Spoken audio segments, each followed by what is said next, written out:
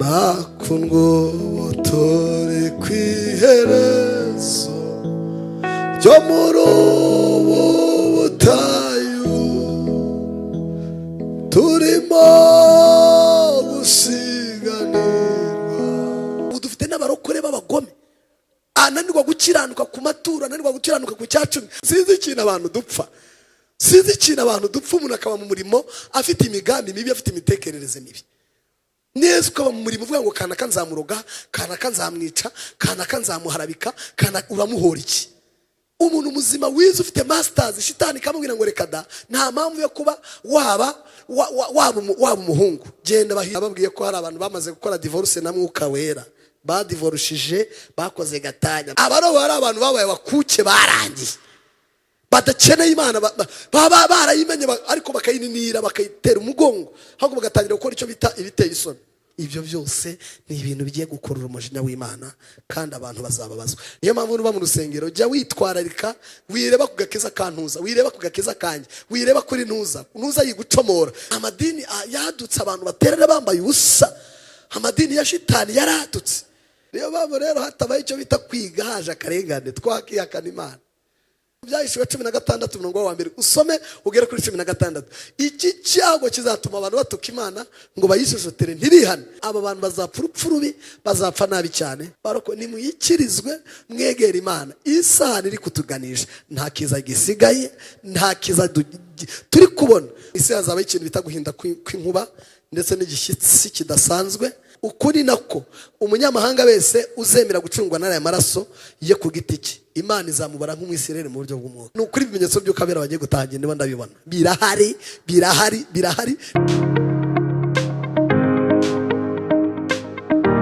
Turimo gusiganirwa kugera muri gakondo, tuzabonayo za nshuti zacu zimwe zari mu isi, nyuma zigacyura igihe zikajya muri gakondo. Bakundwa ubutore kw'iherezo ryo muri ubu butayu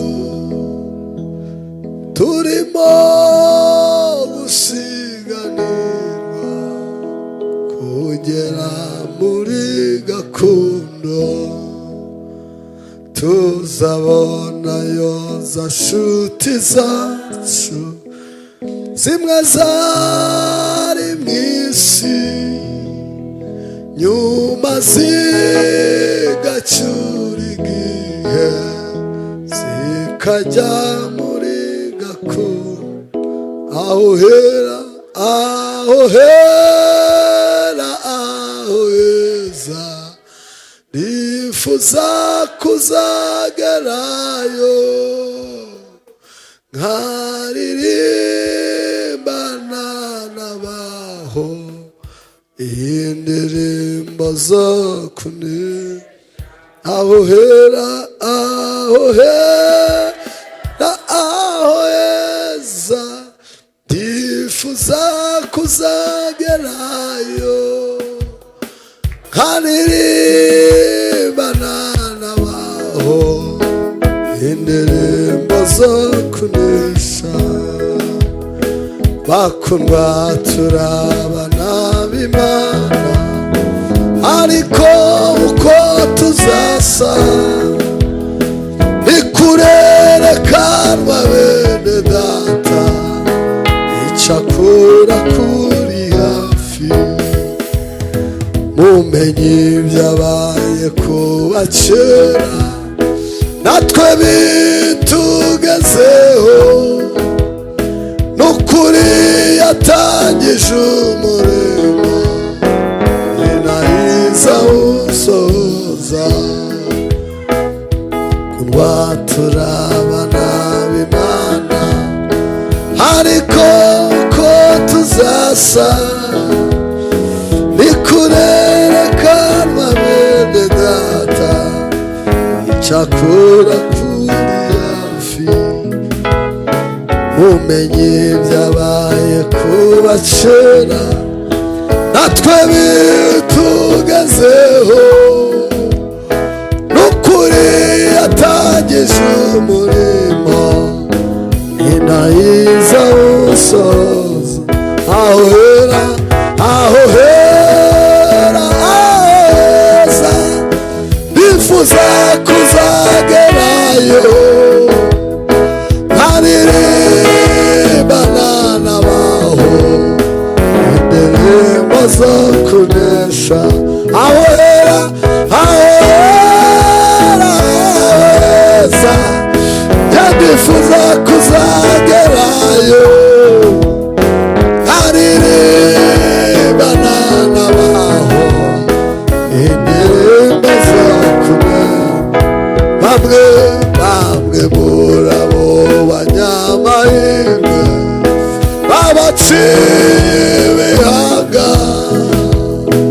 abandi barurwa amabuye abateka mu mavuta babonaga irembo riri hafi ndetse gutabarwa testafadrome emole simeyega kubasatiriye cyane umukiza bari hafi bamwe muri abo banyamahirwe babaciye ibihaga abandi barurwa amabuye abateka mu mavuta babonaga irembo riri hafi ndetse gutabarwa kwabo kwari kubasatiriye cyane umukiza bari aho heza bifuza kuzagerayo hema iwazima banana baho indirimbo zo kumwe aho heza bifuza kuzagerayo ntaririmbana n'abaho indirimbo zo kunesha. Amen. Imana ishimwe tuyihereze icyubahiro. Ndanezerewe iki gitondo ko iki cyumweru kimeze nk'ikirangiye. Imana yaturinze inzitizi nyinshi n'intambara nyinshi z'abadayimoni. Tuba twatambutse muri byinshi, tuba twarenze byinshi, ariko Imana iba yabambye amahema yayo ikadutwikira. Ndanezerewe cyane rero ko dusuzanyije icyumweru neza. Ndahamya ko nzagaruka vuba cyane. Ndahamya rwose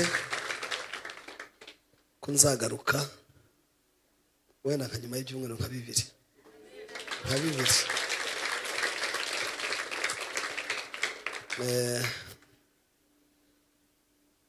Ngiye kwerekeza mu majyaruguru mufiteho niba ture ninyirangiza n'ubundi nzakora indi y'igihugu imwe, ubwo nangize ebyiri nzahita ngaruka. Twaganiriye amagambo akomeye kandi ntabwo nzahwema kuyavuga, kuko nimba hari ikintu bita urugamba rubaho rukomeye ni ukwigisha igitabo cy'ibyahishuwe. Bari hatari mwebwe ntabwo mwabimenya, ariko nahuye na byinshi, nzi byinshi. Ari ijambo Pawulo yabwiye Timoteyo, aramubwira ngo yuzubikire amagambo yamanjwe n'ingirwabwenge zirwanya iby'Imana. Aramubwira ngo ab'icyo gihe bazaba bafite ishusho yo kwera ariko bahakana imbaraga zako. Hari abantu bafite ishusho yo kwera ariko bahakana imbaraga zako, nabo ubwabo baba batifuza ko Imana ibyayo byamenyekana. Iyo mpamvu buriya mu buzima bubaho nta nubwo imbaraga zikomeye tuzarwana nazo ari iz'abanyamahanga, tuzarwana n'imbaraga z'abantu baba mu idini ariko nta shusho yo kwera bagira. Imana rero niturengere. Twaganiriye ubuturo bwera burindwi, ntabwo nabonye igihe gihagije ngo mbisobanure. Iyo mbona umwanya ubundi nakwiye kuba nkivuga paradizo gusa. Paradizo ubundi kugira ngo nyivuge neza bisaba kwivuga iminsi nk'itanu nta kindi ndavuga, ariko niyo mbabwiye nabyo hari icyo bimara. Aba ari ukwihuta ariko hari icyo bawumvisemo. Izina ry'Imana nirishimwe kandi rihabwe icyubahiro. Haleluya, haleluya. Buriya hari ikintu cyiza kiba mu nyigisho. Inyigisho ni ikintu gikomeye. Inyigisho ni ikintu kiba mu maraso kikinjira mu bwonko. Ibintu ndi kukwigisha ushobora kuzamara imyaka 20 ukibyibuka neza, ukajya uvuga uti hari umuntu wize twigisha gutya neza. Umuntu wanyigisha ibyahishuwe wanyigishije rwose nkamwumva n'ibyahishuwe bwa mbere, hashize imyaka igera nko muri 17 ntamuheruka, ariko ijambo yambwiye icyo genda cyaryibuka. Ariko mu cyumweru cyashize umuntu wanyigishije ijambo nkasimbuka nkaguruka ntago nkiryibuka. Ntekareka nibishoboka. Nicyo kintu rero bita inyigisho. Buriya ni ikintu kiza kikaba mu muntu kikaba kitapfa kumuvamo. Ni nacyo kintu ubona buriya dushobora gufata abantu nkabwiriza. Ejo bundi twarigishije Nyacyonga hihana abantu, umunsi umwe hihana abantu 200.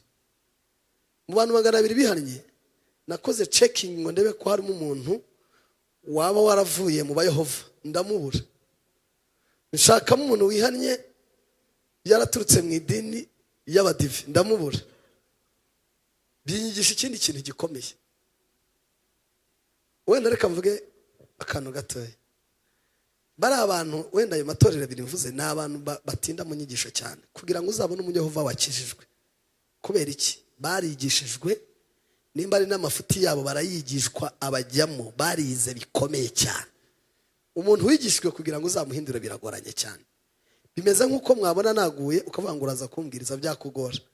Naba nzi byinshi, nize byinshi, usibye Imana yangenderera ikansura kugira ngo uzambwirize ijambo ryambyutsa byagorana cyane. Umuntu wicaye akiga nacyo kintu ubona haramutse haje akarengane twebwe byatworohera kwihakana Imana.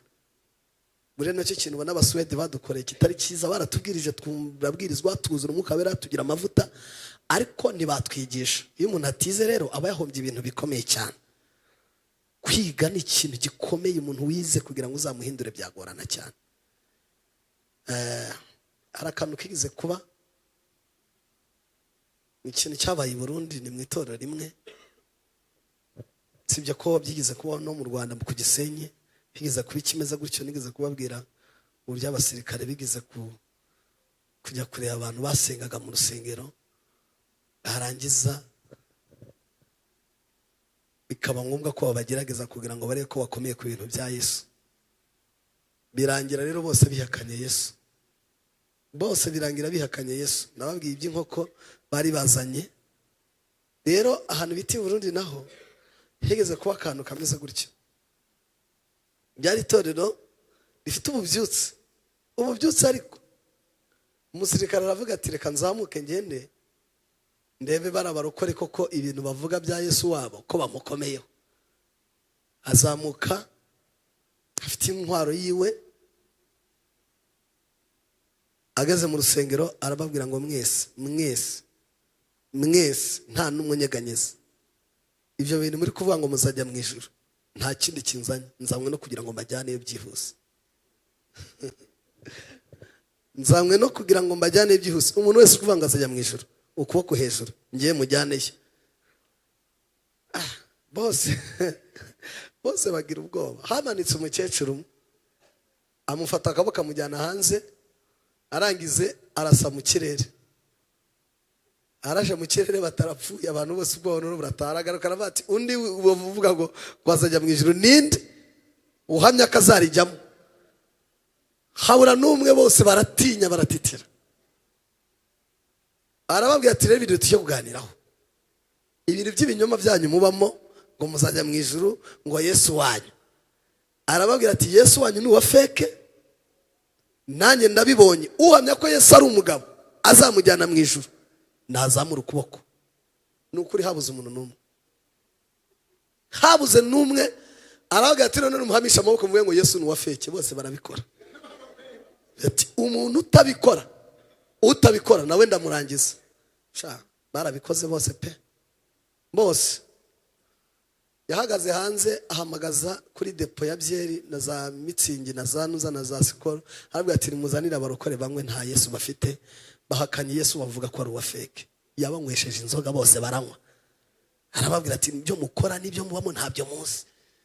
Abantu mwihakana umwami wanyu mukavuga ko ari uwa fake, ni munywa inzoga muri abapagani nk'abandi, Imana izashaka abandi bantu bakijijwe bazima. Barazinyweye. Niyo mpamvu rero hatabaye icyo bita kwiga haje akarengane twakihakana Imana. Buriya abantu benshi bishwe no kutiga. Ubu turamutse dufite abigisha bize bajya bavuga Imana neza, barize, yajya ahagarara imbere y'abantu akabata umugabo nkorera ndamuzi neza. Dufite abaririmbyi bize bajya bakora ibyo bazi, dufite abahanzi bize, mbese bavuga Imana bakayivuga neza. Wari wumva umuntu umuyehova uhagarara kuri ujya kuri televiziyo cyangwa ujya kuri YouTube agasabye idini ye akarivuga nabi, akajya kuri twikurura akajya kurivuga amanjwe? Ntibibaho. Ahubwo twe dufite abantu bari yarabirwa baboroga induru yererere itorero byabayemo igikuba byabaye induru, kandi kugasanga ababivuga ni abantu babamo n'imbere. Nuko ari abantu bakoreye Imana ariko batarigeze biga. Ntago bigize biga, ntibazi Imana bavuga, Imana bakorera ntibayizi. Niyo mpamvu akarengane kaje kwihakana Imana byatworohera cyane. Imana nidutabare. Twarebye paradizo, tureba ubuturo bwo mu kirere bw'imyaka 3 n'igice, tureba n'ubuturo bwo mu bwami bwa data hano Imana yicaye uyu munsi, turabubona neza ejo. Naberetse ibintu bitatu Imana yadukoreye. Cya mbere twasangiye Pasika nshya, kabiri Yesu tumurikira Imana, gatatu Imana iduhanagura amarira. Ibyo ni ibintu twabanishije amaso neza. Rero ubu buturo ni nabwo nameze nkaho nagarukiye, kubera ko bwa kane nibwo ngiye kubwinjizamo, n'ubwa gatanu n'ubwa gatandatu n'ubwa karindwi. Ibyo ndabivuga nihuta kugira ngo muze n'iminota. Nyuma yuko Imana itwanaguriye amarira tunanezerewe twicaye mu ijuru, nabagaruye mu isi ngo murebe mwitegereze abantu basigaye batumvise imihanda ibyababayeho.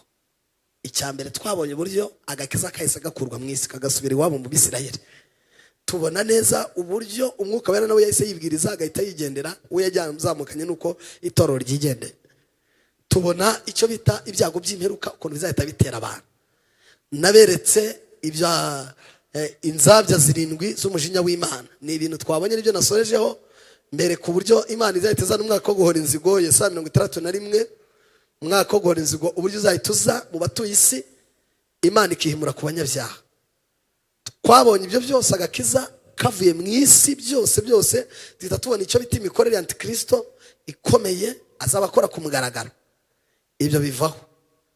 Tubona uburyo hazamutse indi nyamaswa. Twabonye inyamaswa mbere yazamutse ifite amahembe 10 ikagira n'imitwe 7 ikagira n'ibisigo. Niho twahise tubonera ubwami bwa Roma uburyo buzahita butegeka isi. Ubona rwose bwatangiye no kugira imbaraga. Bibiliya ivuga ko ibi bintu n'ibikorwa bimwe na bimwe bituruka kuri papa akorera isi n'amatangazo amwe namwe atangaza, yewe amwe namwe azatugiraho n'ingaruka zikomeye. Twabonye yuko ibyo byose ari igishushanyo kiri gukora iyi nyamaswa itaratangira gukora ku mugaragaro. Nyuma rero yuko Roma yafashe isi, toro ryamaze kwigendera, twabonye indi nyamaswa ivuye mu gitaka. Iya mbere ivuye mu nyanja ari ubwami bwa Roma, indi ivuye mu gitaka ifite amahembe 2. Iyi nyamaswa ivuye mu gitaka naberetse ko ari ubwami bwa Satani, akaba azamukanye na Antikristo n'umuhanuzi w'ibinyoma.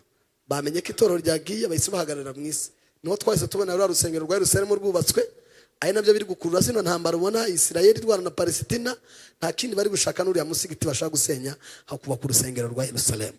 Twabanye rero urusengero kuruzura kwarwo uburyo hazaterwamo imyanya mu rusengero, hagaterwamo n'intebe zabiteye ahera. Iyi ntebe abayahudi baziko ngo ari Mesiya uzaza kuyicaramo, ariko Yesu ntateze kuza kuyicaramo. Twabonye uburyo Antikristo ari buzaza agahita yicaramo, yarangiza agahita atangaza n'amagambo akomeye. Muri Daniel 9:27 akaza agasezerana benshi isezerano ry'amahoro, akabemerera yuko abahaye icyumweru cyose bari mu munezero, bari mu buzima bwiza. Ariko twabonye ko icyo cyumweru atazagisohoza, ngo azakoramo kimwe cya kabiri cy'icyo cyumweru, yarangiza akaza akabahinduka akabuzanya itegeko ry'uko bagomba gushyira ikimenyetso ku ruhanga no ku kiganza cy'iburyo. Iyo nababwiye icyumweru, nababwiye ko icyumweru mu buryo bwa Bibiliya ari imyaka 7. Niho nakuye iriya myaka 7 nabasobanuriye yabonetse 3 n'igice yo gusuzumwa kw'imirimo, 3 n'igice yo kujya kunezerwa mu bwami bwa Data. Icyo gihe rero izo paritware ebyiri na Satani nawe nizo azakoresha mu isi. Azazana imyaka 3 n'igice yo kubaho badamaraye banezerewe, ni nabwo azaza agahagarika zino ntambara, niwe uzaza akazica. Reka mbibasobanurire. Ibi ngibi Amerika yigira ntiyahagarika intambara Uburusiya yahagurukije. Izi ngizi za Isirayeli nubwo abangara abari inyuma ntiyabasha kuzirwana, n'ibyamukundira ibihugu byaramuhagurukiye, n'ibindi bihugu bizahagurutsa intambara. Ntabwo Amerika nk'ubwami buyoboye isi bwabasha kuzihagarika, ahubwo umuntu ushobora kuzaza agahagarika intambara mwisa akazica, akagaragaza ikimenyetso n'abantu bakamwizera bakagira ngo ni Kristo. Na Antikristo niwe uzaza avuga ati ni jyewe Mesiya, ni munyizere. Azaca intambara babibone, ahagurutse ibirema, ahumura impumyi, azaba akora ibitangaza n'ibimenyetso bimuhamya, abantu banamwizera bavuge ngo niwe Mesiya pe. Mu kumwizera rero mu myaka 3 n'igice azabakorera ibintu byiza n'abanezeza. Ariko 3 n'igice kimara kuzura abahinduke, nibwo azavuge ngo mushyirweho ibimenyetso. Abahumutse amaso abigeze gusoma ijambo nibo bazavuga bati itorero ryaritahiye, uyu ni Antikristo uduhagaze imbere. Abazanga rero gushyirwaho ikimenyetso nababwiye ko aribo bantu bagomba gucungurwa n'amaraso yabo ku giti cyabo. Naberenze impfu zikomeye n'ukuntu bazagirirwa nabi, bakabanogora amaso, bakabaca ibihanga, abandi bakabaca amaboko. Aba bantu bazapfa urupfu rubi, bazapfa nabi cyane.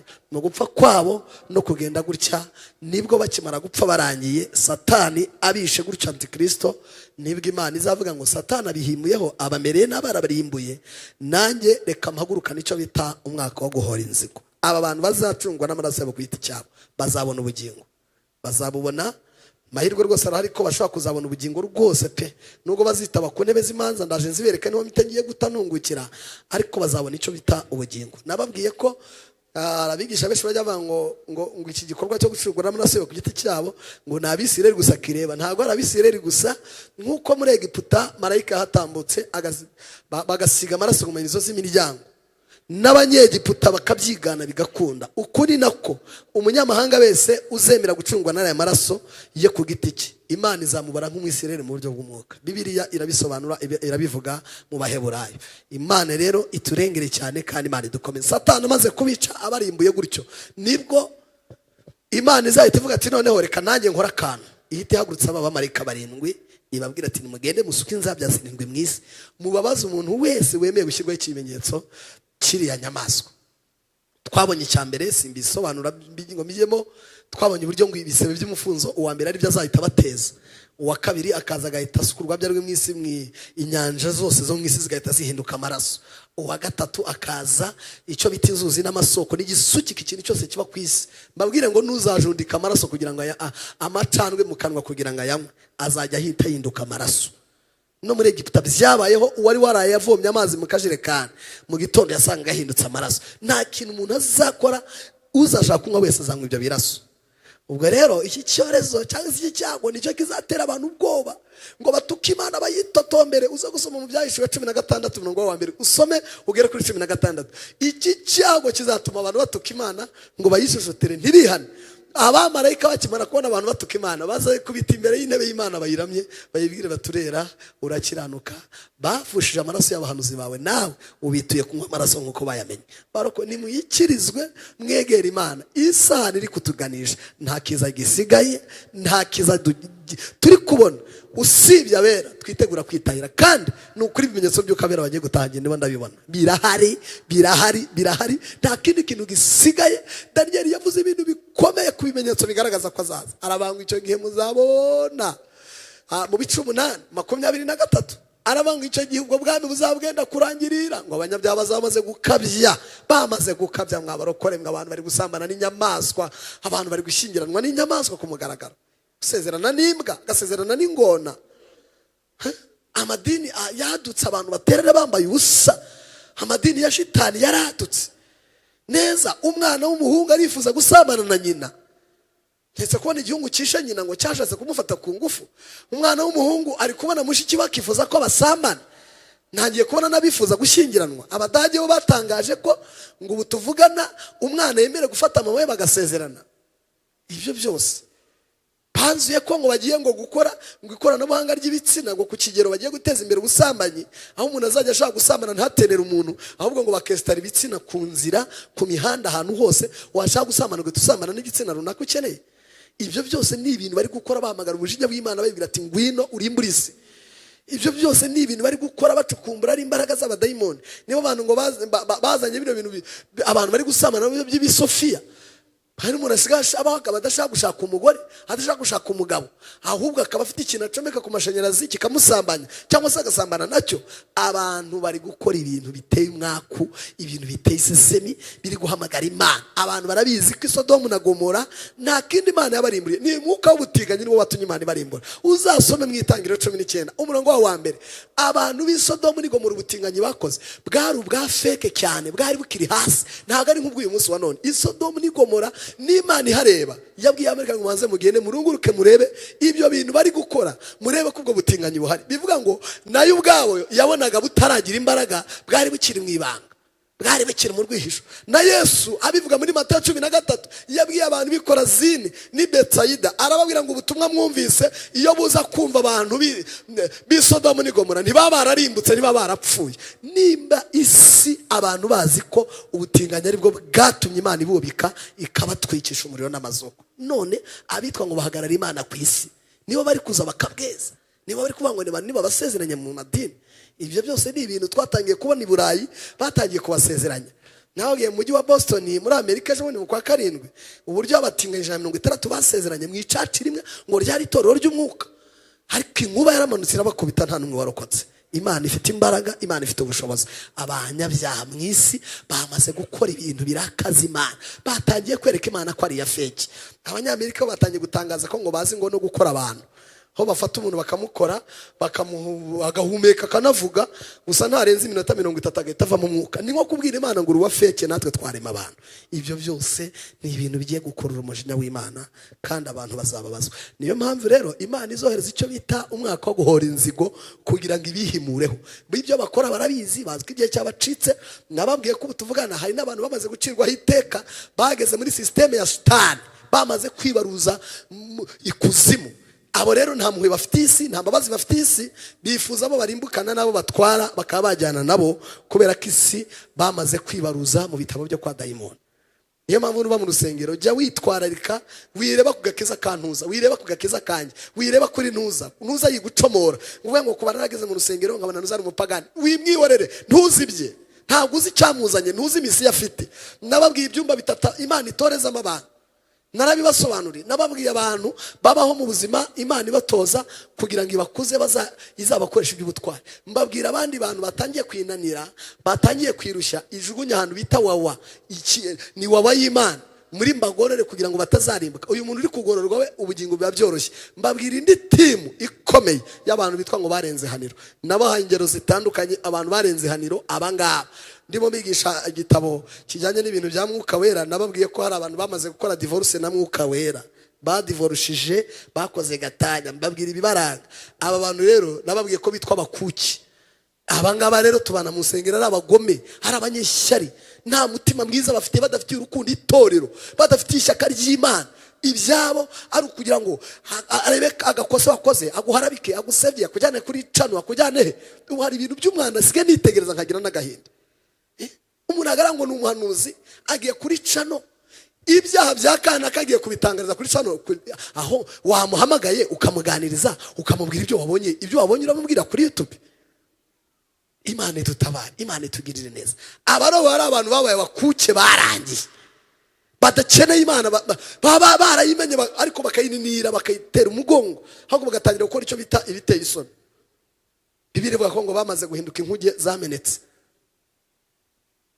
Rero uyu marayika nta kindi azakora, azabateza icyo bita kunywa ayo maraso nk'uko bamenya amaraso y'abahanuzi.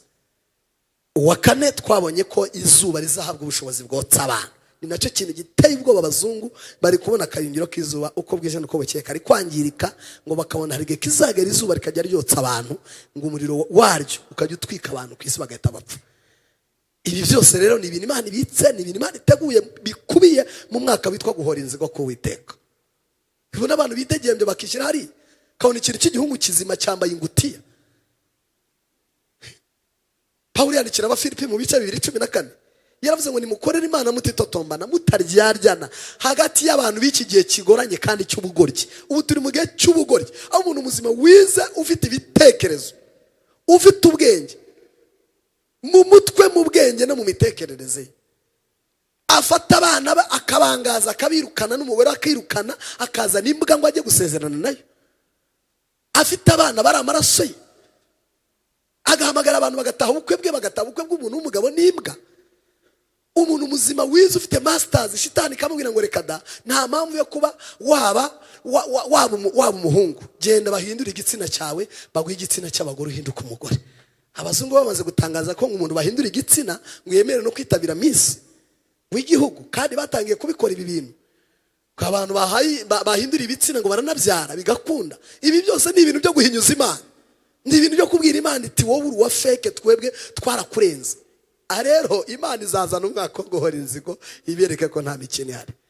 Nimwikirizwe twigire mu ijuru, nimwikirizwe twigire. Sinzi ikintu abantu dupfa, sinzi ikintu abantu dupfa. Umuntu akaba mu murimo afite imigambi mibi, afite imitekerereze mibi.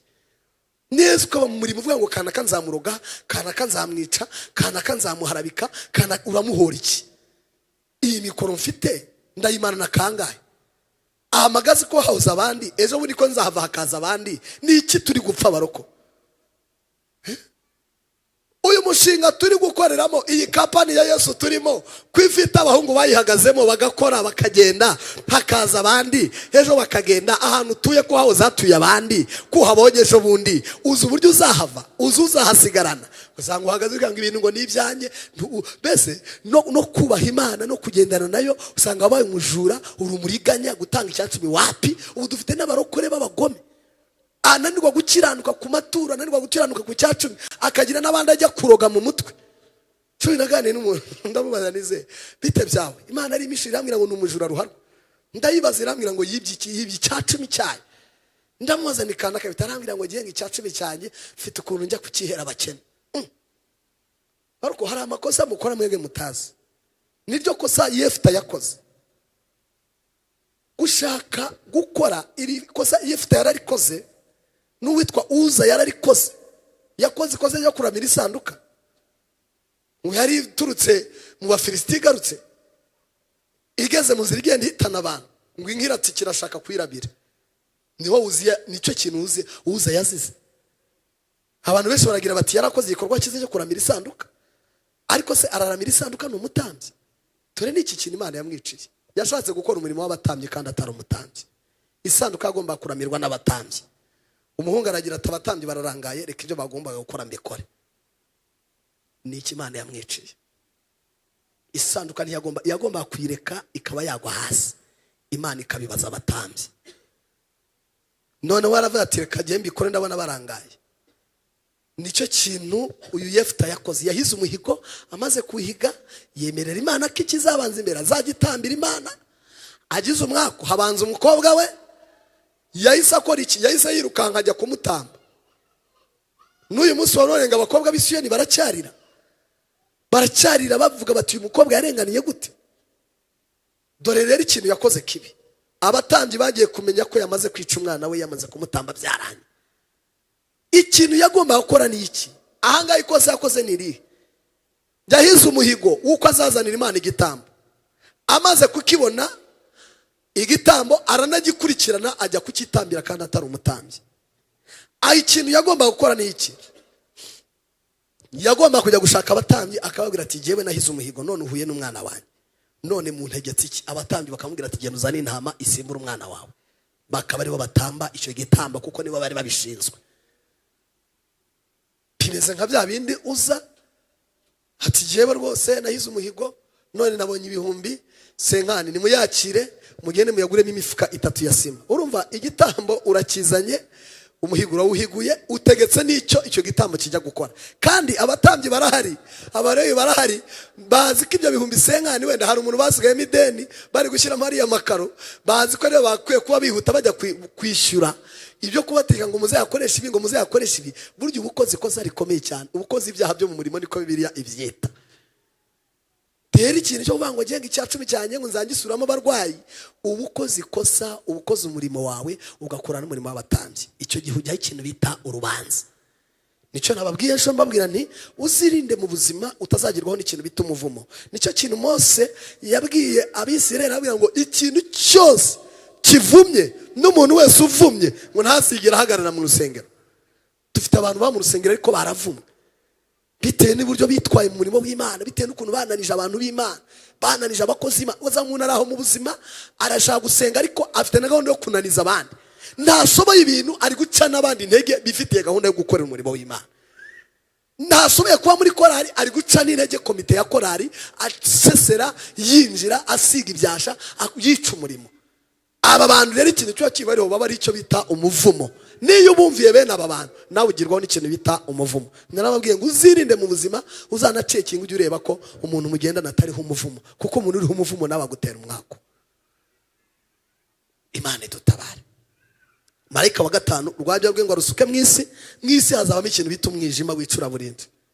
Uwo mwijima nuza ngo abantu bazagenda barindagira mu nzira basekurane, wumva usekuye umuntu mutonetse muri bya bisebe cyangwa isebe cy'umufunzo, ngo abandi basekura ibiti, abandi basekurane mu nzira batonekane, ngo kuribwa kwabo no gutaka bizatuma bahekenya indimi zabo bazicagagurire mu kanwa. Marayika rero wa gatandatu namubasobanuriye nyuma amaze kuvuga wa karindwi azasuka urwabya rwe mu isi hazaba ikintu bita guhinda kw'inkuba ndetse n'igishyitsi kidasanzwe. Mu ijuru ngo habuke ikintu bita urubura rumanukane n'inkuba zikubita zihogera. Aya mabuye ngo kuremera kw'ibuye rimwe kuzaba gupima toni 100. Aya mabuye azagwa ku mitwe y'abantu ariko abantu ntibazapfa.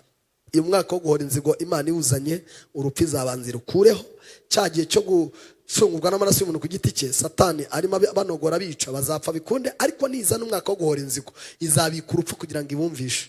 Izabanzira ubikira ukure bati ibintu ugiye gukora urupfu reka maze ndubike. Niyo mpamvu twereka abantu icyo gihe abantu baziyahura ku rupfu, biyahure ku ntare, bajye mu nzuzi bashaka ibibica byange kubica neza. Iki cyago kizaba ari kibi cyane. Imana idutabare kandi Imana itugire neza. Marayika wa gatandatu ngo asuke urwabya rwe mu isi, niho twarebye dusoreza nimugoroba, nako ejo mu gitondo. Uruzi rwitwa Ufurati nararubasobanuriye, ruzahita rukama. Gukama kwarwo bizahita bibera ikimenyetso abami b'Iburasirazuba. Iyo tuvuze abami b'Iburasirazuba ni biriya bihugu by'i Burayi, nicyo cyerekezo cyabwo. Byo nicyo Bibiliya ibishatse kuvuga, ngo bazahita bitegura icyo bita intambara ikomeye. Bavuge bati Kristo ashobora kuba agarutse ku isi, kandi nitwifuza ko aza kutwimana ingoma ku isi. Cyo kintu nabasobanuriye mwe abarokore benshi bazi ko ntibazi iby'ingoma y'imyaka 1000, ariko irahari, iriho Bibiliya irayivuga, irayisobanura mu Byahishuwe 21.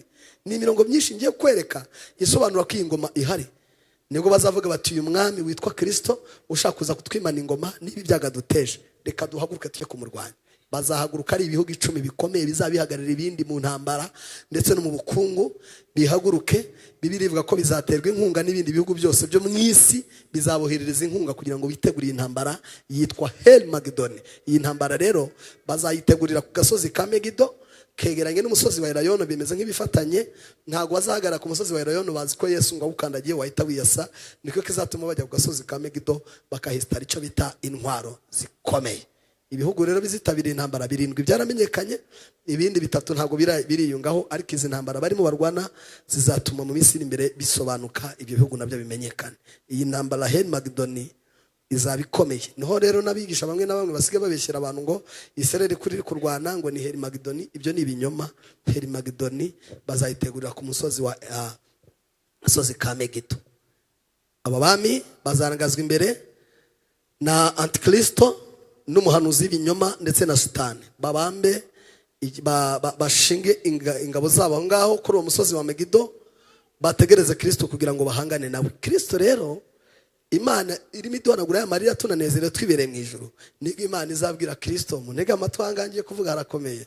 Nibwo izabwira Kristo n'itorero ryose, ibwire Yesu ati subira mu isi n'itorero, twongere tugaruke mu isi. Amanuke ku musozi wa Elayono, awukatireho yerekeje kuri ka gasozi ka Megido kugira ngo ahangane nayo mahanga. Iyi Helmagedon rero niyo ngiye kunyuramo nirukanka kugira ngo igihe cyacu kitaza kuncika. Helmagedon Bibiliya izayikwereka mu Byahishuwe 17:12. Bibiliya ivuga ko iyi ntambara izaba ikomeye.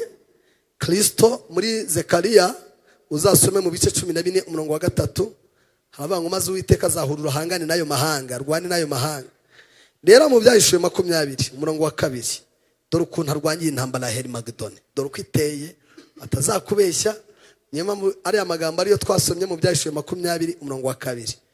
Kristo uko azayirwana azatera intambwe, azafata uwitwa Shitani niwe uzaba barangaje imbere amubohe. Aho mu Byahishuwe 20:2 akimara kumuboha ahita akingura ikuzimu ako kanya. Reba abo cyagiye nababwiye ngo Yesu ajye kuzimu cyagiye yavuye ku musaraba ntiyigize aboha Shitani. Ibi ngibi bajya baturirimbira batubwiriza ngo yaragiye ngo aramubohanga aramuzirikanga aramunyukanyukanga mwambura ifunguzo. Ibi ni ibinyoma byo kudasoma Bibiliya. Icyo gihe Yesu yagiye kwizana rwa rufunguzo agiye no gutandukanya paradizo na Gehinomu. Ntiyigize amuboha, ntibigize barwana. Satani yamuhaye urufunguzo akingura ibituro by'abera. Rero iki gihe ntiyigize amuboha, dore umunsi azamuboha n'uyu munsi. Azahita amufata amubohe n'amaboko ye, narangiza akingura ikuzimu amujugunyeyo ahita akinga. Akimara gukora iki gikorwa azahita atungukira kuwitwa Antikristo n'umuhanuzi w'ibinyoma abarebesha amaso ye. Mu Batesalonike 2:2:8 haravuga ngo maze azahita atsemba Antikristo n'umuhanuzi w'ibinyoma ubutazongera kubaho. Urumva Antikristo n'umuhanuzi w'ibinyoma abatandukanyije na Shitani. Tanaje kuzimu harakinzwe ngo kugira ngo abakiranutsi bimane na Kristo imyaka 1000 Shitani atabasha kuyobya abantu. Umuhanuzi w'ibinyoma na Kristo nabo baratsembwe ubutazongera kubaho. Akimara gukora icyo gikorwa babami na babafande bamwe bari biteguye intambara bazabona Antikristo afashwe mateka bamutsembye na Satani bamujugunye, bose bazahita bagira ubwoba bikubita hasi bavuge bati Yesu burya niwe ufite ubushobozi, bavuge bati Yesu niwe ufite ububasha. Ni nako gutsindwa kwa Antikristo n'abari bamwizeye bazi ko ari Mesiya bazahita bagira ubwoba bavuge bati yo biratukomeranye. Kristo rero ikintu azahita akora gikomeye icyo gihe azahita tujyana akandagiza ikirenge cye kuri wa musozi wa Elayon. Umusozi uzahita wumva ibirenge bya Yesu witabye. Mumumpera icyubahiro Yesu nta kintu kitamwumvira. Umusozi kwita wiyasa, igipande kimwe ngo kizagikusi ikindi kigikasikazi, kimwe kizagenda gutya ikindi kigende gutya, hacikemo ikibaya cyiza, hacikemo ahantu heza tutigeze tubona. Yabwiye ba Petero na ba Yohana ejo bundi arababwira ngo jewe mfite gahunda yo kuzabatuza mu cyamaso yanyatigeze abona. Nta handi hantu kuri iyi si hataboneshejwe amaso, niburayi no muri za Amerika nta gace na kamwe gahishe katigeze kaboneshwa amaso. Ahantu rero mu cyamaso atigeze abona yababwiye nangaha azaba bagaragarije ubutaka bwasamye bugatandukana hagacika ahantu heza. Bibiliya ikavuga ko ahantu rero tuzaba tubonesheje amaso niho amaso yacu azaba abonye bwa mbere, niho amatwi yacu azaba yumvise bwa mbere. Nibwo azahita avuga ati noneho dore ingoma y'imyaka 1000 ngiyi. Nibwo tuzabona icyo bita inyanja z'ibirahure, tukagenda ku mihanda y'izahabu. Nibwo tuzabona ibiti byiza tutigeze tubona, nibwo tuzabona ahantu heza tutigeze tubonesha amaso. Ahangaha rero ngo hazaba habambye icyo bita amahema y'ingabo z'abera. Ba bandi bajyanywe n'umusozi gutya n'aba banyabyaha bari biteguye intambara, umusozi uzabajyana gutya neza. N'aba ngaba hano bajyane gutya, abanyabyaha bose bazaba basigaye bari aho ngo barashyizwe ibyo bimenyetso. Bazagenda rero bagenda inyuma y'urusikiyo, bazagenda ubuzima bukomeze nabo banabyare, bagende banahinge, bagende baneze, bazagenda bagira imitungo, bagira ibintu bihambaye birenze cyane. Abo bantu bazaba bari inyuma iyo ngiyo ntibazababasha kutureba, twe tuzaba turi ku ngoma y'imyaka 1000. Aba bantu ubuzima buzagenda bukomeze, amateka akomeze. Niho hantu mukangiye kubereka agace gatoya Bibiliya igigaragaza ikavuga ko ngo nubwo azameze nk'abaciriweho iteka ngo Imana izajya gushakamo imbuto z'impumbano. Aba bantu rero bajyanywe gutya, uwitwa Yesaya 65 umurongo wa 20 yavuze ko ngo bazagira ikintu bita uburame nabo, bazarama ngo buryo bukomeye. Icyo gice uza kugisoma ngo ku kigero uzajya upfa uruhinja muri bo azajya apfira imyaka 100.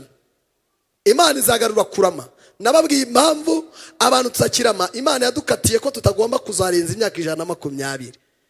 Uzahasome mu Itangiriro 6 uhereye ku murongo wa 3. Niko Imana yavuze umuntu amaze gucumura amaze kwinanira abantu ngo batangiye kuba babi iravango reka mbaho imyaka mike idukatira kutarenza 120.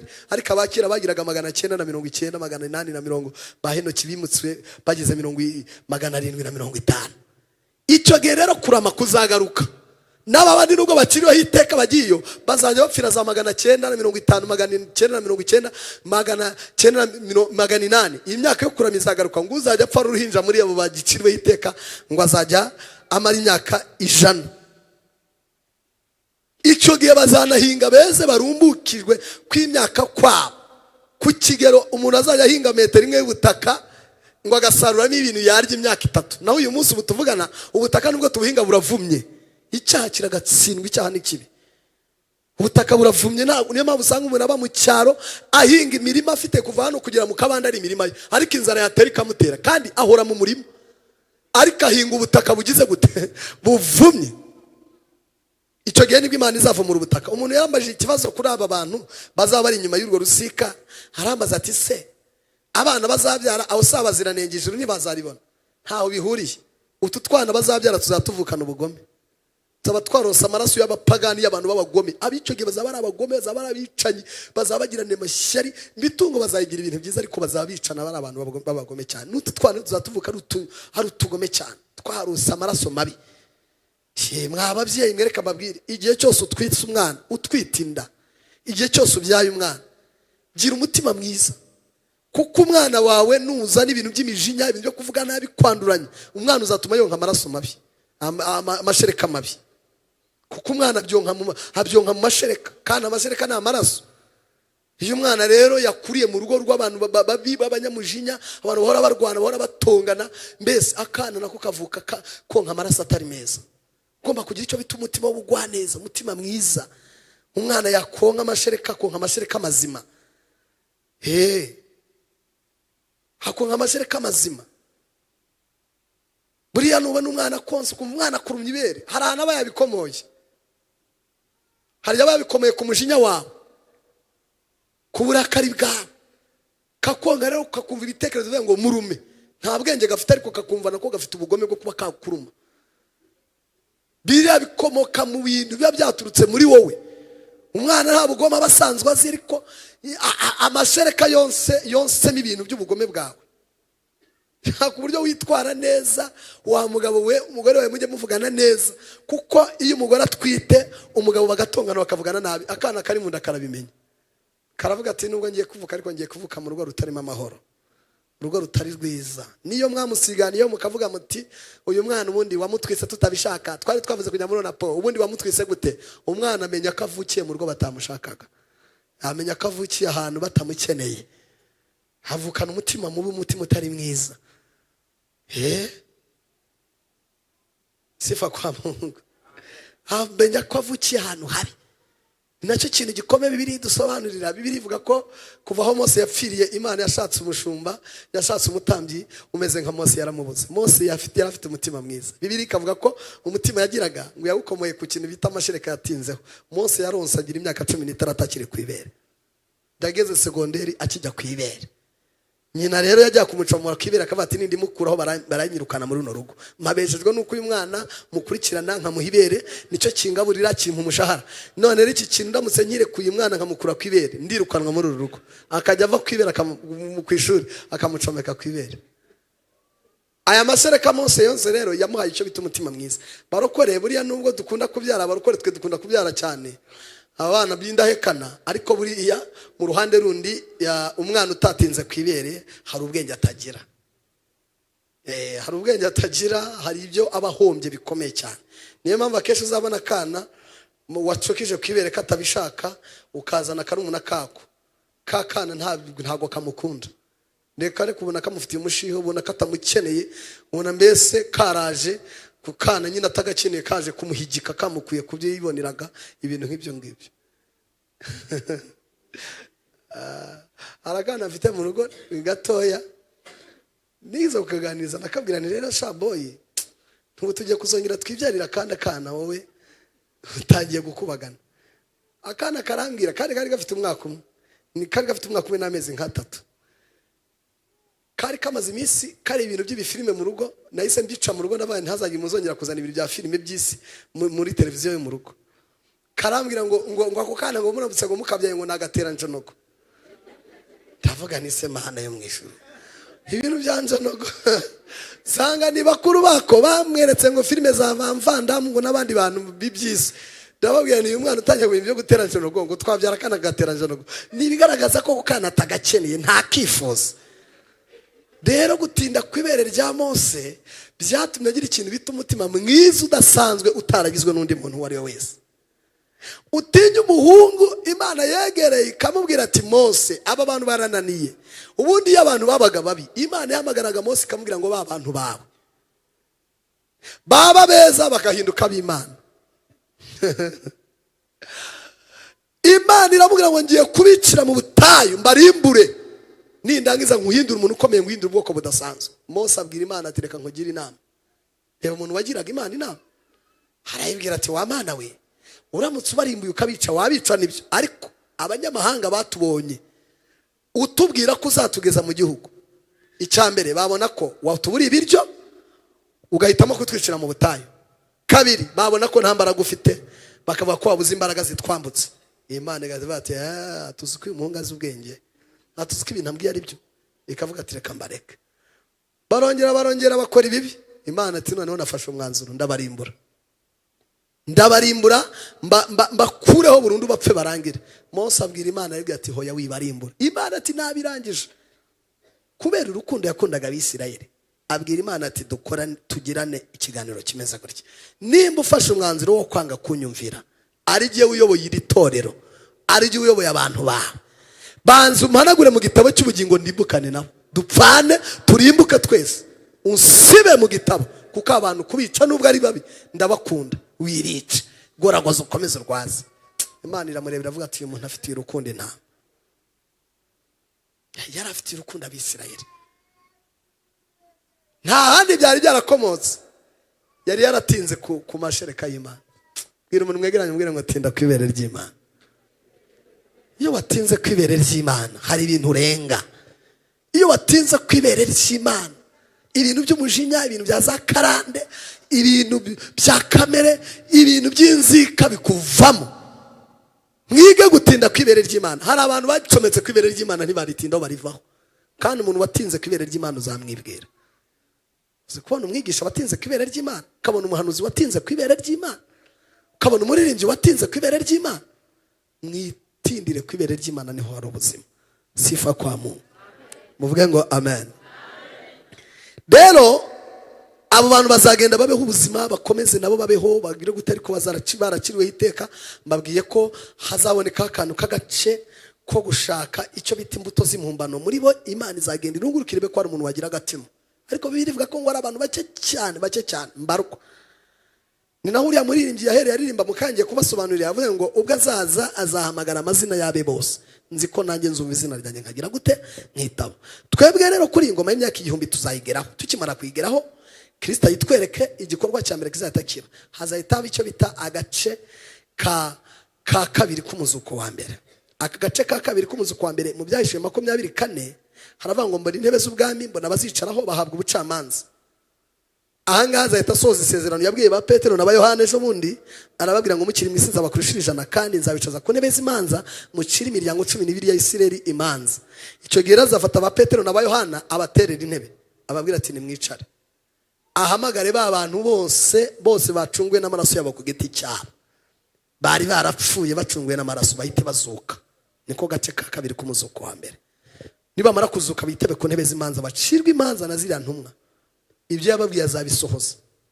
Nibamara gucirwa izi manza, kugira ngo tubane ngo ku ngoma y'imyaka 1000 nta kindi azaba bikoreye. Maraki ibice byaho 3:2 uzahabona ubukuryo izi manza zabo zaba ziteye. Muri Luka 22:28 niho yavugiye ijambo aravuga ngo nimwe mwagumanye nanjye, uze kwasoma uraza kubibona. Ibyashwe 14:1 uze kwasoma. Dore rero iyo miterere y'isi ku ngoma y'imyaka 1000 ni uko izaba imeze. Bibiri ivuga ko ngo abantu bazaba bafite icyo bita amahoro arambye. Tuzagira ikintu bita amahoro adasanzwe. Yesaya 11:6 niyo wavuga ngo isega izabana n'umwana w'intama, umwana ruhinja akinira ku mwobo w'inzoka, bizaba ari ubuzima bwiza budasanzwe. Iyi ngoma y'imyaka 1000 ndayisimbutse sinyitinzeho, reka nivugire agace kandi tuzajya gutuzwaho ku buturo bwa gatanu. Ubuturo bwa gatanu buri ahantu bita Isiyoni. Isiyoni rero ahangaha tuzahagera, tukimara kuhagera tuzahita tuhakorera icyo bita ubukwe bw'umwana w'intama w'Imana nabo yacunguye. Nibwo tuzakorana ubukwe na Kristo. Neza Ibyahishuriwe 14 umurongo wa mbere harabanga umwana w'intama nabo yacunguye bageze ku musozi wera witwa Siyoni. Bibiliya ivuga iki kuri Siyoni? Iyi Siyoni ni ingobyi ya Edeni yahoze. Umuntu amaze gucumura Imana iramwirukana. Icyo gihe rero nubwo isi zaba yahindutse, Siyoni tuzahagera tubone aho ingobyi ya Edeni yahoze. Zaburi ya 15 umurongo wa mbere havuga ngo ninde muntu uzatura ku musozi wera w'Imana wa Siyoni. Uza gusoma iyo zaburi irakwereka umuntu karagiterize uko agomba kuba ateye. Zaburi ya 24 umurongo wa 3 haravuga ngo kandi hari amagambo avuga ngo ninde uzawuzamuka. Ahambira avuze ngo ninde uzawuturaho, ahandi bati ninde muntu uzawuzamuka. Yesaya 25 umurongo wa 6 haravuga ngo kandi kuri uyu musozi niho Uwiteka azatubagira ibibyibushye. Ahangaha ngo tuzahanywera vino nziza y'umurera, niho hantu tugomba kuzagira tukaharira ibibyibushye. Umuntu azaba arya inyama tuzazijya nk'ibisanzwe kandi nziza. Ibi ngibi bitera abantu uburwayi n'ibiki bizaba byakuweho, izi ndwara zaba zarakuweho, bizaba ari ubuzima bwiza. Ibi byushye tubirye tubibonesha amaso yacu. Imana nidushyigikire kandi Imana idutabare. Uyu musozi uzaba ari mwiza, uyu musozi uzaba udasanzwe. Sinkutindaho, ni byinshi nawuvugaho, ni byinshi, ni amapariti menshi nagenda basobanurira kuri uyu musozi. Reka rero twigirire ku buturo bwa 6. Bwa 6 tuzaba turi ahangaha Isiyoni, nibwo Satani imyaka 1000 izaba imeze nk'iri gushira. Uku gushira kwayo Satani imyaka 1000 biri atubwiye mu Byahishuwe ngo imyaka 1000 yenda gushira. Byahishuwe 20 umurongo wa 7 kugera ku wa 8 gucyo ukomeje ugasoma. Imyaka 1000 imeze nk'iri gushira nibwo Satani azabohorwa. Ngo abohorwe kugira ngo ajye kuyobya amahanga yo mufuruke nyezisi, ngo abakoranyirize intambara yitwa Gogi na Magogi. Niyo ntambara ya nyuma Satani azarwana. Agenda babwira ati ndabohowe, ndaje nje kubisungaho, nimuze dutegura intambara tujye kurwanya Imana. Iyi ntambara kuyitegura rero yitwa Gogi na Magogi, kubera ko uwitwa Kristo n'umuhanuzi w'ibinyoma bazaba baratsembwa atababona, azifashisha uwitwa Gogi n'uwitwa Magogi. Uyu Gogi n'uyu Magogi ubundi ni ibihugu bikomeye biriho ku isi, birahari n'uyu munsi wa none. Birahari gusa simbibasobanurira ariko ndabizi. Abicaze abatware babo bakomeye ababwira ati duteguriye intambara, abere kuntu bagomba kwestara intwaro n'ukuntu bagomba kurwanya iyi ntambara ya Gogi na Magogi. Ahagurutse icyo bitanga igitero gikomeye, akibwira ati muze tugende dutere amahema y'ingabo z'abera tujye kubarwanya, turwanye itorero. Iyi ntambara rero azaba ari igitero gikomeye kizamwe na Satani baje gutera itorero no kurinaniza. Dore ukuntu rero iki gitero cyabo kizatsindwa. Gutsindwa kw'iyi ntambara ya Gogi na Magogi, Bibiliya iravuga mu Byahishuwe 28 kugera ku 9 niho hagaragaza abakoranyije abazanye baje kurwana iyi ntambara. Ezekiel 38 umurongo wa mbere hari amagambo akomeye avuga ngo ibya Gogi Uwiteka agiye kwibasira. Uzahabona uburyo Uwiteka azibasira Gogi muri iyo ntambara. Ezekiel 3:9-11 ngo uwo munsi Uwiteka azahita ahereza uwitwa Gogi aho guhambwa. Iyi ntambara rero ahangaha niho azahita asorera rino sezerano cyangwa se no jambo rikomeye riri muri Matayo 16 umurongo wa 18 hava ngo amarembo y'ikuzimu nubwo yahagurukira itorero ntabwo azagira gute, ntabwo azarishobora, ntabwo yarinesha. Ahangaha rero iyi ntambara uko Imana itsinze, iyi ntambara izarwanwa n'Imana, ntabwo ari Kristo uzayirwana. Ngo izohereza icyo bita ukuboko kwayo guturutse ahantu hatagaragara abantu batazi. Nabo batungurwe bari biteguye bari kuvuza ibintu by'amafirimbi n'ibindi bikoresho by'iterabwoba. Ukuboko kw'Imana kubasubiza inyuma, kuzabasubiza inyuma, kubasubiza inyuma aho bari baturutse. Bose basubira inyuma, nibamara kuhagera umuriro uturuke mu ijuru uhita ubatwika. Ubatwika bose barimbuke na Satani arimbuka, bose bapfire rimwe. Gupfa kwabo no kurimbuka kwabo Imana izabirwanyije ikintu cy'uko barama bakagira imyaka 1000, dore ko iyo myaka 1000 izaba imeze nk'iri kurangira.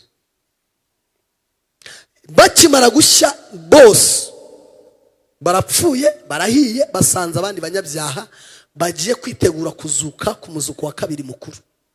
Babasanze mu butaka nabo bararimbutse. Ni Imana yavuga ngo Gogi mwayaho guhamba. Ahangaha hari abantu bagiye bambaza ibibazo byinshi, umuntu akambaza ati se ubundi isi twayigarutsemo gukora iki ko twari twigereye mu ijuru Imana ikatugirira neza? Icyambere nababwiye ko ijuru turijyamo Imana yatujyanye iduhungishije. Wa bwoko bwanjye we, ngwino wihishe, ngwino wikingirane kugeza igihe uburakari bwanjye n'umujinya wanjye bizarangira. Yesaya 26 umurongo wa 20 niho hagaragaza ko itorero Imana niritwara izaba irihungishije, iricikishije umubi, izaba irihungishije kugira ngo ibone uko yihimura ku banyabyaha. Rero itorero yarijyanye igira ngo irihungishe. Icya kabiri gitumye tugarura mu isi kandi twari twarageze mu ijuru, nuko ijuru yatujyanyemo ritazahoraho. Ijuru ritazahoraho ntabwo Imana yari dutuzamo. Uwitwa Petero mu bice 3 umurongo w'10 yavuze ko isi n'ijuru bizayenga Imana ikabikuraho. Ibyahishwe 21 no hakagaragaza ko isi n'ijuru bizavaho Imana ikarema ijuru rishyashya.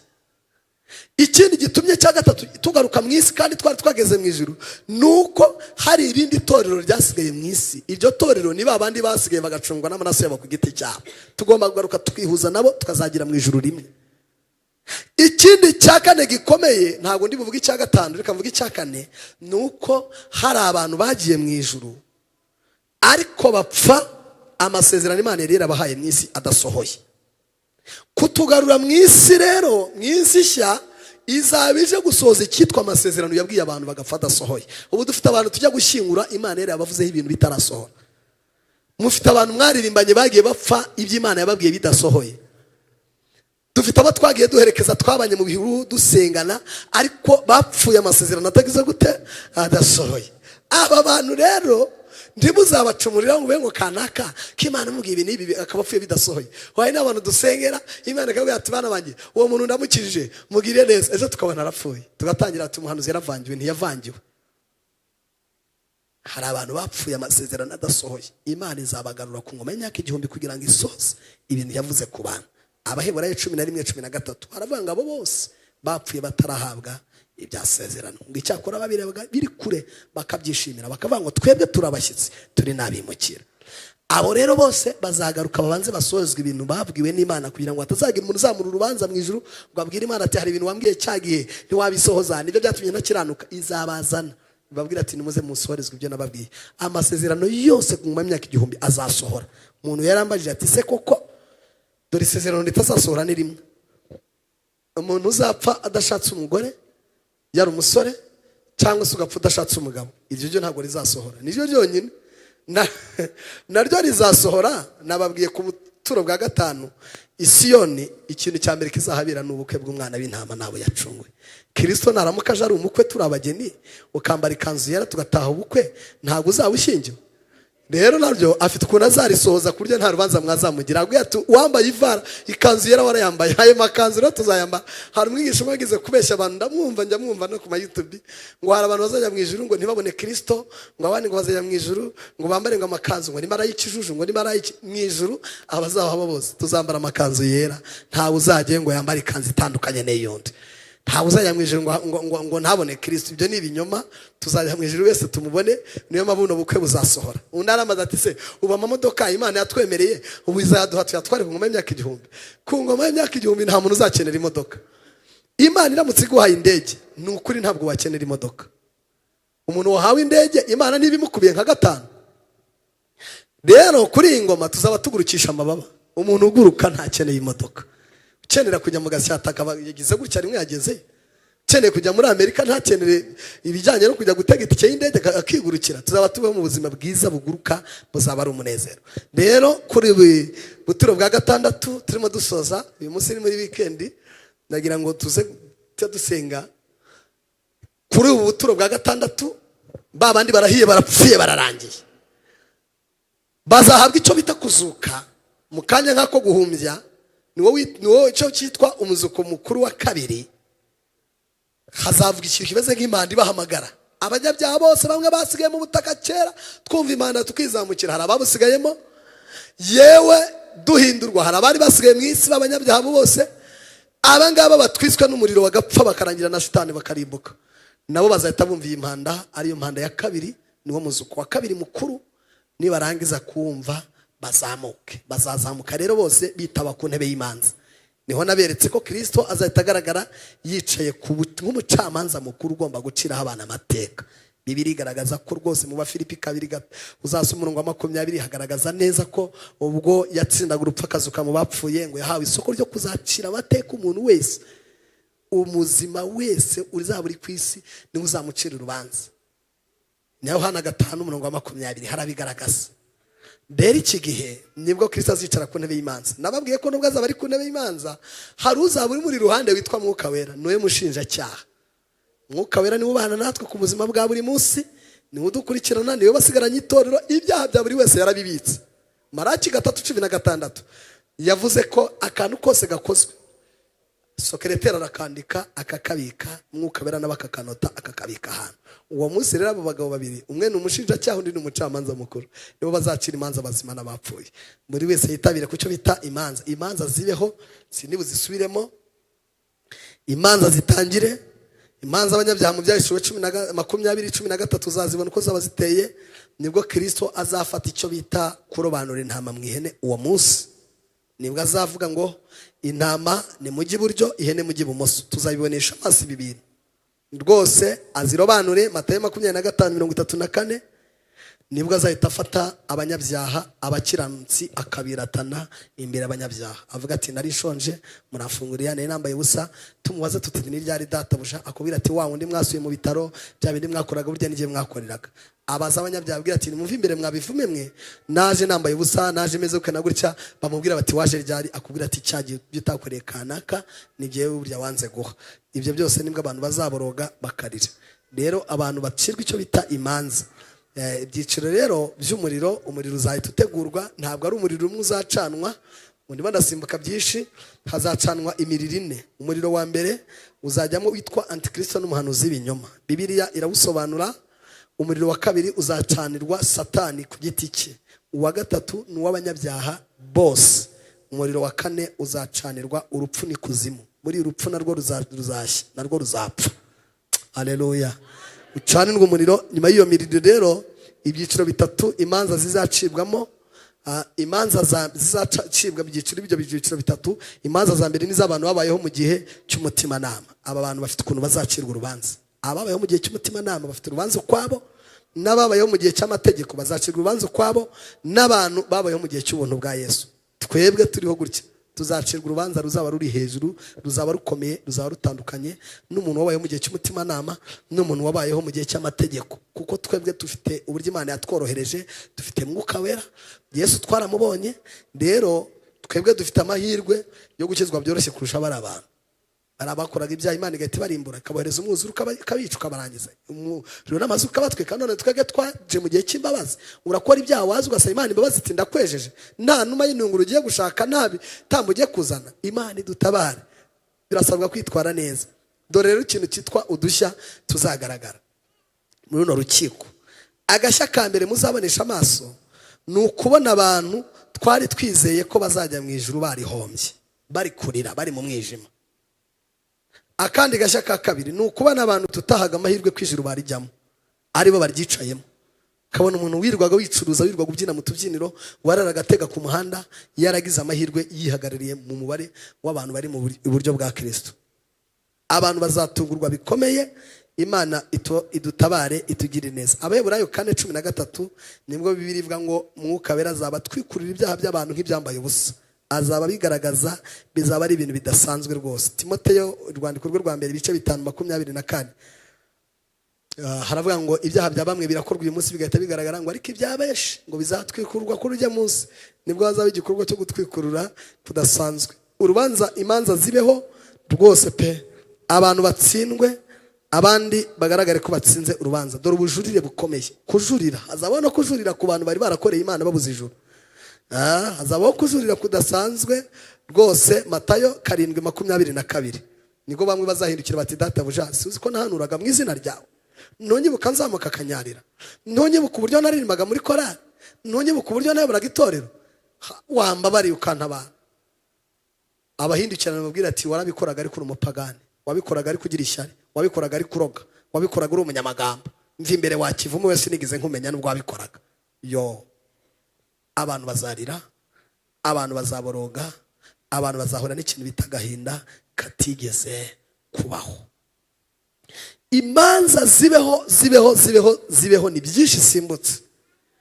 Imanza zimeze nk'izirangiye nibwo Kristo azahagurukana icyo bita igitabo cye kinini kugira ngo agaragaze za mbuto z'imumbano. Babandi bagaragaye nk'abatsinze urubanza rw'iteka ko harimo bazatsinda. Ahagurukana igitabo. N'uyu muririmbyi yavuze ngo ubwo uzaza uzahamagara amazina y'abawe. Aya mahirwe narababwiye ngo sinayabifuriza kuko aya mahirwe azahabwa abantu kuri finali byararangiye. Ikintu mbifuriza nuko ejo bundi impanda nivuga uzahita uyumva ukizamukira.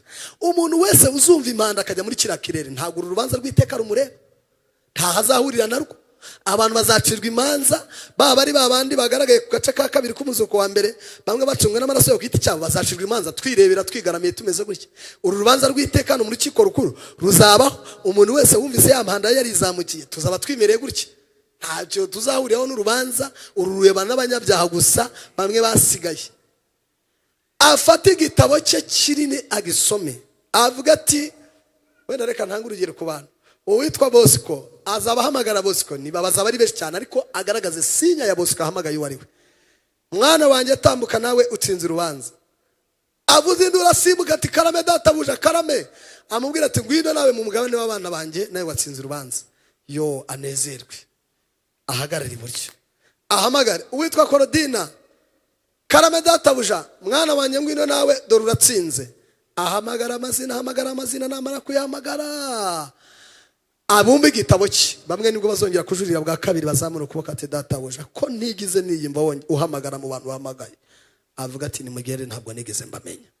Bizaba ari agahinda, bizaba ari amarira. Abantu bazahindukirana abantu bababwira ati ukana ntiwajya kubwiriza kutavugaga ko ibi bintu bizabaho, ko waragutwibwirira ko Imana ije guhindurira amateka abantu, ko Imana ibiremye nonaha, kuki utatubwira ko hari n'umuriro uzaza, kuki utatuhishurira ibanga ry'ibi bintu. Abantu barire bafatwe n'ikintu bita umuborogo udasanzwe. Nibwo wa muriro ruzacanwa ugatwika abanyabyaha. Ni umuriro utazigera uzima na rimwe ribaho. Imana idutabare, Imana itwambika imbaraga. Turi gusoza dore tugeze i Yerusalemu. Imana izafata rya juru irikureho, ireme ijuru rishya, ifata isi nshya ireme kugira ngo ibone aho itwikira aba banyabyaha. Twizamukire twigira i Yerusalemu, mu rembo rwera Yerusalemu, aho ijuru rizaba riteye. Iri juru rero ari ryo juru twinjiyemo. Dore ikizaranga Yerusalemu cya mbere ni amakamba. Ikizaranga Yerusalemu ni ingororano z'abera zizatangwa hagendeye ku makamba ane. Amakamba azatangwa ni ayahe? Ikamba rya mbere ni ikamba ry'ubugingo. Yakobo uzasoma mu gice cya mbere 12. Hahirwa umuntu wihangana imugerageza ko namara kwemerwa azahabwa icyo bita iki? Ikamba ry'ubugingo. Ikamba rya kabiri ni ikamba ryo gukiranuka.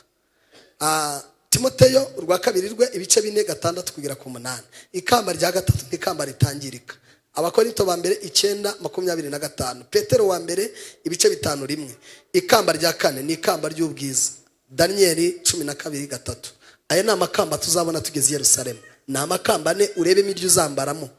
Ikamba ry'ubugingo twese tuzarihabwa. Nta muntu uzajya mu ijuru utazaribonaho. Naryo ni nka visa, ni nka passport tuzambukiraho tujya mu ijuru. Umuntu wese uzabura iyo azambikwa rino kamba. Iri kamba rya kabiri nta mwanya afite ngo nyasobanure. Ni ikamba ryo gukiranuka. Ni iry'abantu barinze ibyo afite n'ukuntu akomeye hamwe no gutungurana gukomeye. Uzabona umuntu utarigize iyo ufata n'iyi mikoro, utarigize iyo burana nibature, ubona ari kwambika ikamba ry'abashumba kandi ukibaza ati se yabaye umushumba ryari.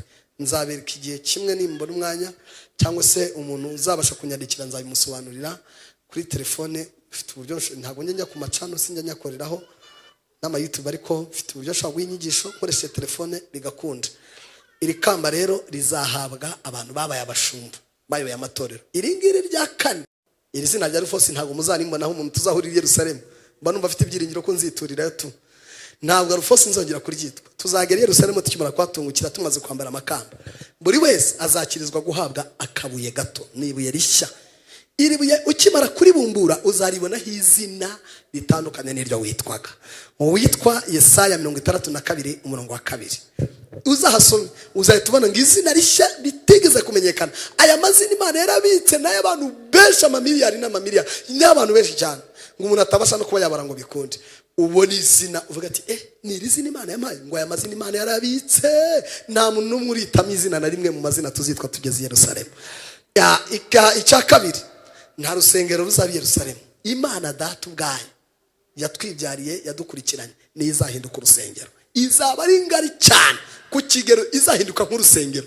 Wajya uhindukira gutyo ukayibona, wahindukira gutyo ukayibona. Idutwikire tube mu bwiza bwayo budasanzwe. Gatatu, nta zuba tuzakenera cyangwa ukwezi. Kristo niwe uzaba ari umucyo, hazaba arasa nk'umucyo uvira, tweze tubona ubwiza bw'Imana buri ahangaho atumurikira neza neza nk'aho izuba ryakwiye kuza. Bizaba birenze, hazaba igitondo gihoraho, nta mucyo uzongera kubaho, nta gusuhuza umutima, nta kurira. Kristo atumurikira nk'umucyo. Ikindi nababwiye ko tuzaba tugenda tuguruka nk'abamarayika, buzaba ari ubuzima bwiza. Imana idutabare, Imana iduhe imbaraga. Nyuma y'ibyo bintu byose hazakurikira ikintu bita igitaramo. Hazabaho kuramya no guhimbaza Imana gusa. Guhanura bizaba birangiye, kubwiriza birangire, kuyobora itorero birangire. Ntawe uzava ngo ngende umushumba ngo ndikiye. Tuzahurira aho ngaho tunezerewe, ubuzima tutigeze tubona. Tuzahita rero twumva indirimbo. Bitabo by'abahanga bivuga ko hagomba kuzumvikana indirimbo, kamvugemo nk'enye cyangwa eshatu. Indirimbo izambere zizumvikana ni indirimbo z'abantu b'abanyamahanga, amakorari. Ko waririmbye abantu bakoze uwo murimo mu ijuru, naho uwo murimo uzakomeza, abantu baririmbe. Sinzi ukuntu Yesu azabyesitara, amakorari akaririmba rwose ku buryo tuzabibonesha amaso. Nyuma yo kuririmba bakavuga ko hazumvikana indirimbo y'Abisirayeli gusa, nayo bakayiririmba korari yabo, indirimbo tukayumviza abari nziza cyane. Nyuma yayo havukane indirimbo y'umugabo witwa Mose. Yarobanuye mu bashumba, arobanurwa mu bahanzi, arobanurwa mu bavuga ubutumwa, arobanurwa mu bahanzi bose babayeho. Imana yateguye ko ari we muntu uzaturirimbira nk'umuhanzi wa Mose. Ahagarare rero kuri stage, ahagarare aririmba indirimbo y'akataraboneka. Iyi ndirimbo ya Mose tuzayumva ngo izaryohera ikintu cyitwa amatwi yacu n'amaso yacu, tunezerwe cyane. Nyuma y'indirimbo ya Mose hazahita humvikana indirimbo y'Imana Data. Izahita ihaguruka, nimba hazaba agatuti nk'aka simbizi, gusa uburyo izaba imeze tuzaba tuyireba twese. Dore ikintu cyantangaje, iyi ndirimbo y'Imana Data ngo natwe twese abazaba ari aho ngaho tuzayiririmba. Uzaririmba wumva urimo urahuza n'Imana. Kandi ngo iyi ndirimbo Imana yatangiye kuyirepeta kuva isi yatangira kurema n'uyu munsi wa none. Mu mpera Imana icyubahiro, ngo iyi ndirimbo Imana iracyayisubiramo ngo irumva itaranoga nk'uko ibishaka. Igitangaje ni uko umuntu wese uzabira i Yerusalemu azaririmba kuri iyi ndirimbo, tunezerwe. Muhaguruke dusenga dutahe. Tuzanezerwa, duhura n'ibyishimo byinshi, duhura n'ikintu cyitwa umunezero utarigeze kubaho. Abantu basabana ahangaha. Bibiliya avuga ngo ntawe uzagaragara nk'ikirema, n'uwatashye yari yararemaye azazukana na Kristo. Uko Yesu azaba asa nawe niko azasa. Uwari impumyi ntabwo azavuga ngo nahoze ndi impumyi, azahumuka. Ibirema bizasimbuka nk'imparage. Mbese bizaba ari umunezero. Tuzahagera nubwo tuzaba twahinduwe ukundi kuntu. Tumenyane. Ujye undeba uvuga ati yahoze ari Rufose, umwegere umubwira ati Rufose ni wowe waraje, kanaka we nawe waraje, akuganiriza abwira ati miruho nahuye nayo mu isi. Imana yarankurikiranye imbere umubyeyi. Muzahabona abana mwari mwarabuze, muzahabona ababyeyi banyu mwabuze, muzahabona abavandimwe banyu mwatakaje, abo mwajyanye gushyingura muzababonayo, muzabasangayo. Bizaba ari umunezero, bizaba ari ibintu byiza. Umubyeyi azongera abonane na mama we n'umwana we, bizaba ari umunezero. Umugabo we wabuze uzamusangayo umubwira ati yo wasize muri. Bizaba ari ibintu bidasanzwe. Nibwo hazabaho icyo bita kubona intwari zanesheje. Umuntu agusanga kubwira ati ariko umuntu witwa Yobu wahuye n'akaga, agahura n'akarengane, wamubonye? Unabwiye ati wamubonye? Ati ngwino mukwereke Yobu. Ugenda umuhobera ati Yobu wari umeze gute, jyanye urwaye bishyute. Unakubwira ati wikomeza gutinda kuri Yobu, ngwino nkwereke abasore batatu bajyanywe mu itanura ry'umuriro bagasohokamo ari bazima kubera amavuta. Basaduraka na Meshaki na Abedenego. Ubarebe, ubahobere, ubaganirize. Mu gihe muri kuganira unakubwira ati ngwino nkwereke umuhungu warwaniye Imana ishyaka, agahagarara mu butwara, agahagarika imvura imyaka 3 n'igice, atari Imana imubwiye, abikoreshejwe n'ishyaka ry'Imana. Umubwira atari Eliya, akubwira ati dore nguriya Eliya, umuhobere munezeranwe. Bizaba ari umunezero. Bida watapi for the bora. Bizaba ari ibintu bidasanzwe, bizaba ari igitaramo. Tuzahabona bitwa ba Naome, bamwe bagazimo bagapfakarirayo, akaburira y'abana. Umusanga aramubwira ati Nawome byagenze gute? Wa ole daisima, wari umeze gute? Nawome anezera akubwira ati byari umunezero. Tuzahabona abantu, tuzahabona ba Paulo, tuzahabona ziriya ntumwa za Yesu, tuzasanga abantu. Ubahobere dutambagire tunezeranwe. Uhindukirana umuntu mubwira ati ariko se uzi izina rishyashya Imana yampaye? Ari kwereka bwa ati yo tidere nanjye cya kizina bari baranyise, dore Imana yakinkuyeho, dore akazi Imana yampaye. Bizaba ari umunezero. Mumpere Imana icyubahiro.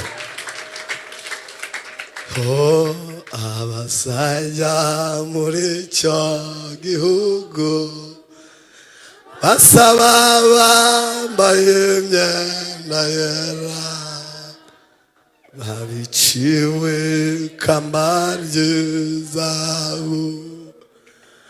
Umunsi umwe nzakigera. Haleluya, haleluya, ntagushidikanya. Mw'ijuru hariyo umunezero, ntabwo umubabaro uba mw'ijuru. Niringiye kuzinjira. Haleluya, haleluya, ntagushidikanya. Yo mw'ijuru hariyo umunezero, ntabwo umubabaro uba mw'ijuru. Niringiye kuzinjira. Nkunda kumva amakuru y'umurwa uri kura hatagera ibyago, kandi umucyo n'umwana w'intama. Umunsi umwe nzawi. Haleluya, haleluya, nuzuye ibyishimo. Oh haleluya, nzinjira mu murwa. Ayi haleluya, ndi hafi kujyayo. Ayi umunsi umwe nzawi. Abazajya muri cyo gihugu. Haleluya, bazaba bambaye imyenda yera, babikiwe ikamba ry'izahabu. Umunsi umwe nzaha. Haleluya, haleluya, ntagushidikanya. Mw'ijuru hari umunezero. Ayi haleluya. Niringiye